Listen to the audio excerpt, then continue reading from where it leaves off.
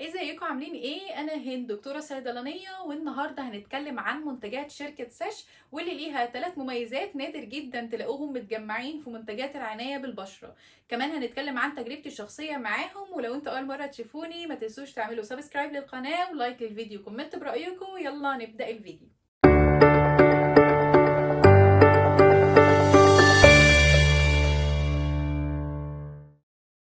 انا عايزه اقول لكم ان منتجاتهم بتيجي بباكجينج حلو قوي، يعني البوكس اللي هم كانوا جايبينها فيها زي كود هنا كده بنعمل له سكان بالكاميرا بتاعه الموبايل، وبيقول لنا to have the search experience، يعني تقريبا بيدخلكم على لينك بيبقى فيه الاكسبيرينس من الساش، منتجات ساش كلها اللي هي الشركه نفسها.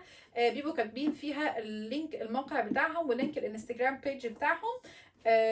بتبقى مقفوله هنا بالحته الزرقاء دي هنا. بصراحه هي شيك قوي قوي قوي قوي يعني.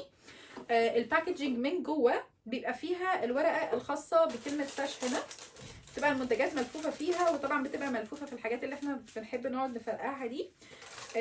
كانوا جايبين لي معاها البوكس كده فاضي خلاص مفيش فيه حاجه. كانوا جايبين لي معاها السامبل دي، بصراحه هم يعني ناس ذوق قوي، كانوا جايبين لي سامبل كده صغيره، وجايبين لي معاها الكتالوج بتاع بقيه المنتجات من شركه ساش ومعلومات عنها. المنتجات دي اللي هي الكتالوج الخاص بيهم، فيها الانجريدينتس بتاعتها، فيها ايه فايدة كل منتج لوحده، في زي ما يقولوا كده تاريخ الشركة من اوله لاخره، وفيها كمان براءة الاختراع بتاعتهم، واحنا ليه نستخدم اصلا حاجات منتجات او لاين من شركة ساش. فبصراحة هو كتالوج لذيذ برضو وحلو قوي. هتستفيدوا منه حتى كمعلومات، حتى لما تجيبوا المنتجات هتستفيدوا منه قوي ان انتوا تعرفوا الاكتيف انجريدينتس نفسها بتعمل ايه. دي من الحاجات المهمه قوي اللي جات لي بصراحه، واللي استفدت وفرحت منها قوي ان هي موجوده ضمن الباكجينج بتاعه الاوردر اللي انا كنت عاملاه. اول حاجه بتميزهم هي سيش كومبلكس، ودي واخدين عليها براءه اختراع موجوده في كل منتجاتهم، وهي عباره عن 4 مواد، كل ماده بتمثل حرف في كلمه سيش. اول ماده عندي هي ماده السارينا، ودي عبارة عن ناتشورال سورس من فيتامين بي 12 ومصدر مهم جدا من البيتا كاروتين. طب ايه هو اصلا البيتا كاروتين؟ هو عبارة عن انتي اوكسيدنت قوي جدا بيمنع الدمج او التلف اللي ممكن بتسببه الفري راديكلز او الشوارد الحرة اللي بتتكون في بشرتنا نتيجة للجو او الملوثات او الشمس. وكمان بيقلل التهاب البشرة وبينعمها وبيحافظ على تجددها بشكل صحي وبيخليها ريلاكسد. تاني حاجة عندي وهي الالاستين مارين، ودي اللي بتمثل حرف الاي في كلمة سش.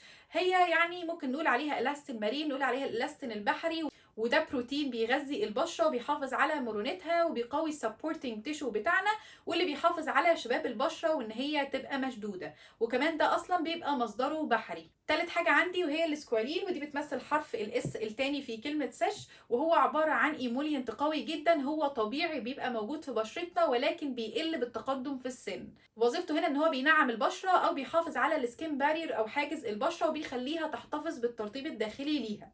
كمان هو انتي اوكسيدنت بيحارب الدمج اللي ممكن يحصل من الفري راديكلز المتكونه في البشره، وبيساعد في انتاج الكولاجين. رابع حاجه عندي وهي الهيالورونيك اسيد، واللي بتمثل حرف الاتش في كلمه سش، وده غني عن التعريف، بيحسن من انتاج الكولاجين والالاستين في البشره وبيخليها هيدريتد، يعني جزيء واحد من الهيالورونيك اسيد بيقدر ان هو يمسك في 1000 جزيء من الميه وبيحتفظ بيه داخل بشرتنا، بالتالي بيخلي البشره جلوي وممتلئه وبيحافظ على شبابها وكميه الميه اللي تبقى موجوده داخل البشره. الكومبلكس ده مع بعضه كده لوحده بيدي فعاليه اقوى من الهيالورونيك اسيد في تقليل علامات تقدم السن حتى 60%. كمان بيخلي البشره هيدريتد لمده 72 ساعه، وده فعليا وعن تجربه شخصيه. تاني ميزه عندهم وهي السمارت باكجينج او الهاي سيفتي اللي موجوده في المنتجات بتاعتهم، يعني طريقه تصنيع العبوه بتاعتهم بتمنع دخول الهواء داخل المنتج، بالتالي بتحافظ على الاكتيف انجريدينتس اللي موجوده وبتمنع دخول البكتيريا وتلوث المنتج، بالتالي يأثر على بشرتنا بنتيجه عكسيه. وبصراحه هي اضافه مهمه جدا جدا في منتجات العنايه بالبشره. منتجاتهم كلها كمان بنلاقيها ان هي زيرو الكحول، بارابين فري، مفيش فيها بريزرفاتيف، يعني سيفتي عاليه جدا جدا. حتى نسبه الفراجرنس اللي موجوده قليله جدا جدا، مش بتسبب تحسس للبشره الحساسه. في شركة سيش عملوا حاجة حلوة قوي، ان هم بيعتمدوا على حاجة اسمها الباور اوف سينرجي. بمعنى ايه؟ بمعنى ان اهم واقوى مكونات للعناية بالبشرة بتبقى متجمعة مع بعضها بافضل واعلى تركيز. فتدي نتيجة مضاعفة واكبر بكتير عن وجود كل مكون لوحده في منتج منفصل. وده حتى بيخلينا نستغنى عن منتجات وخطوات اكتر في الروتين بتاعنا ونختصرها في منتج واحد من ساش. وده هنشوفه دلوقتي في ثالث ميزة عندهم، وهي باقي الاكتيف انجريدينتس اللي موجودة تبعا لكل مجموعة. عندنا مثلا مجموعة الهابي جلو، اللاين الخاص بالتفتيح وتوحيد لون البشرة. انا جربت فيه السيرم، هو خفيف جدا على البشرة وامتصاصه سريع، بيحتوي على ساش كومبلكس اللي اتكلمنا عليها في الاول، وده اكيد في كل المنتجات بتاعتهم. وكمان بيحتوي على حاجة بقى مهمة قوي، وهي 2% الفا اربيوتين. وخلينا نقف عند المكون ده شوية لان هو من المكونات المهمة جدا خصوصا في السيرم. ايه هو الالفا اربيوتين ده؟ عبارة عن مادة بتقلل لي حاجة اسمها التيروزينيز اكتيفيتي. ايه هي التيروزينيز اكتيفيتي دي؟ اللي بتبقى مسؤوله عن ان هي تنتج صبغه الميلانين في البشره، اللي بتؤدي للتصبغات والدارك باتشز والدارك سبوتس اللي بتبقى موجوده في البشره. بالتالي لما انا اقلل التيروزينيز اكتيفيتي هقلل الميلانين او صبغه الميلانين في البشره، بالتالي هعالج البيجمنتيشنز والدارك باتشز والدارك سبوتس، وكمان هعالج اي بقع حمراء او بني في بشرتنا. كمان بيحتوي لجانب الالفا اربيوتين على فيتامين سي و4% نياسيناميد، ودي البرسنتج المثاليه لتوحيد لون البشره والتفتيح. وكمان فيتامين سي هو انتي اوكسيدنت قوي ومهم جدا جدا. كمان فيها الليكوريش او عرق السوس، هو من انجريدينتس المهمه جدا في التفتيح. وفيها فيتامين اي، وفيها كمان الجليسرين والبانثينول والهيالورونيك اسيد والجوجوبا اويل والالوفيرا والعسل ومكونات تانية كتير. هي بصراحة مجموعة قوية جدا جدا من الانجريدينتس، الفعالية عالية ونتيجة سريعة وملحوظة. بستخدمه ازاي؟ بستخدمه مرة او مرتين يوميا. هو بيبقى خفيف على البشرة، يعني مش سيرم حاجة تقيلة كده، وهتلاقوا فيديو موجود في الجنب كده بيوضح لكم القوام بتاعه، ودي بصراحة احلى حاجة فيه.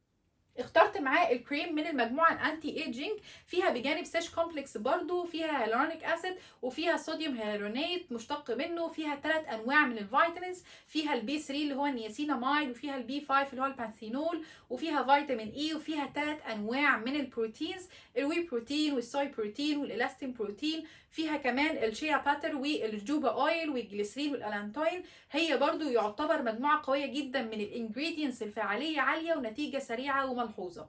ده لما اجي اجربه على بشرتي هو خفيف جدا على البشره وترطيبه عالي جدا جدا. بستخدمه مره الصبح ومره بالليل، والمنتجين مناسبين لكل انواع البشره. وكمان مش بيطلعوا حبوب، ودي ميزه مهمه قوي قوي موجوده فيهم. ساش هي علامه تجاريه لافضل منتج منافس قوي جدا للانواع المستورده، وكل حرف من ساش بيمثل ماده من الساش كومبلكس اللي واخدين عليها براءه اختراع زي ما قلنا. وكلمه ساش اصلا لما نيجي نبحث عنها هنلاقيها ان هي في اللغه المصريه القديمه بتمثل الادوات اللي كانوا بيستخدموها كتاب المصريين القدماء في تسجيل اهم احداث عندهم. بالتالي هي بتمثل واحده من اهم واقوى المنتجات اللي موجوده حاليا فعلا بلا منافس. بالنسبه للمنتجين دول انا تقريبا بستخدمهم بقالي اكتر من شهر، حوالي ممكن اكون داخله في شهرين. من المنتجات بصراحه اللي انا لازم يتثبتوا في الروتين بتاعي، مش هقدر ان انا استغنى عنهم. السيرم حلو قوي قوي قوي، يعني انا بستخدمه مره واحده مش بستخدمه مرتين، بس عادي ان احنا ممكن نستخدمه مرتين مفيش منه مشاكل. والكريم ده بستخدمه ككريم مرطب، وبصراحه انا كنت مدخله في الروتين بتاعي سيرم الهيالورونيك اسيد، ما عدتش بستخدمه بشكل يومي، او حتى في الاسبوع مثلا ممكن استخدمه مره او حاجه. هو اصلا في الهيالورونيك اسيد كل منتجاتهم، لان هي من المواد اللي واخدين عليها براءه اختراع في الساش كومبلكس بتاعهم، فبالتالي في الهيالورونيك اسيد بنسبه كويسه جدا، بالذات اللاين اللي هو الانتي ايجينج. فانا ما عدتش ان انا بستخدم الهيالورونيك اسيد سيرم، يعني استغنيت برضو عن خطوات من الروتين بتاعي.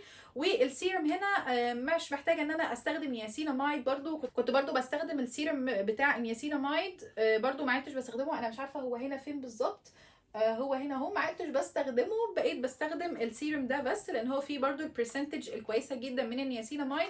فبصراحه منتجات ساش بتخلينا نستغنى عن خطوات كتيره قوي في الروتين بتاعنا، وبجد بجد بنصحكم يعني بقوه جدا ان انتوا تستخدموهم. وعايزه اي حد برضو يكون جربها يقول لي رايه في الكومنتس تحت. طيب في ايه تاني؟ انا المفروض ان انا عندي هنا بالنسبه لساش فيها بقيه المنتجات بتاعتهم. انا برضو هعرفكم المنتجات اللي موجوده. انا اللي انا جبته علشان انا محتاجه كريم مرطب، فجبت اللي هو الكريم من الانتي ايجينج عشان يبقى فيه الهيالورونيك اسيد، علشان احاول ان انا استغنى عن السيرم بتاعي. وفي السيرم هنا انا كنت عايزه حاجه للتفتيح، بما ان احنا في فصل الصيف وساعات بنسمر وكده، وان هي برضو حاجه تبقى انتي اوكسيدنت، فاخترت السيرم. فحسيت ان انا مش محتاجه اللاين الكامل من كل واحد لوحده، لا يعني ان انا اعمل ميكس ما بين الاثنين، ده بشرتي هتحتاجه وهيبقى كويس قوي. تعالوا بقى اعرفكم في بقيه الحاجات اللي هتبقى موجوده في ساش. اول حاجه عندي اللي هو اللاين الخاص اللي هو الهابي جلو. الهابي جلو عندنا فيه هنا السيرم، انا برضو هحط لكم شكل المنتجات في الجنب هنا.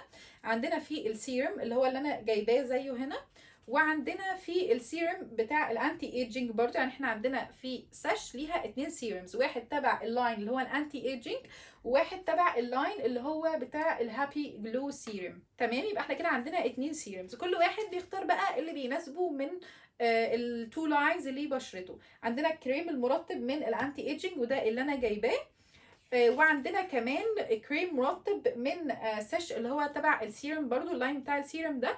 وعلى فكره الكريم المرطب بتاعه انا شفت عنه ريفيوز حلوه قوي، ان هو كمان بيفتح الاسبرار حوالين الفم، وده من الحاجات اللي بتبقى يعني صعبه شويه في اختيار الكريم، لان احنا كريمات التقشير والحاجات دي طبعا كلنا عارفين ان هي ما بينفعش ان هي تقرب من المنطقه اللي هي حوالين الفم او ثنايا الانف او ناحيه العين والحاجات دي.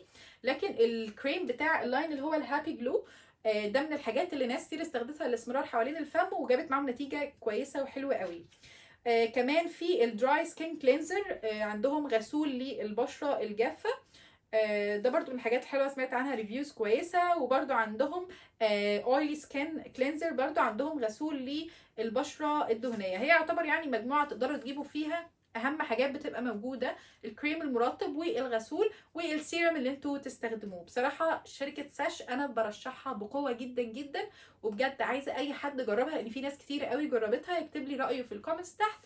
وبس كده، وبكده نكون وصلنا لنهايه الحلقه. لو انتوا اول مره تشوفوني ما تنسوش تعملوا سبسكرايب للقناه ولايك للفيديو وشير لاصحابكم وكومنت برايكم. بس كده، باي.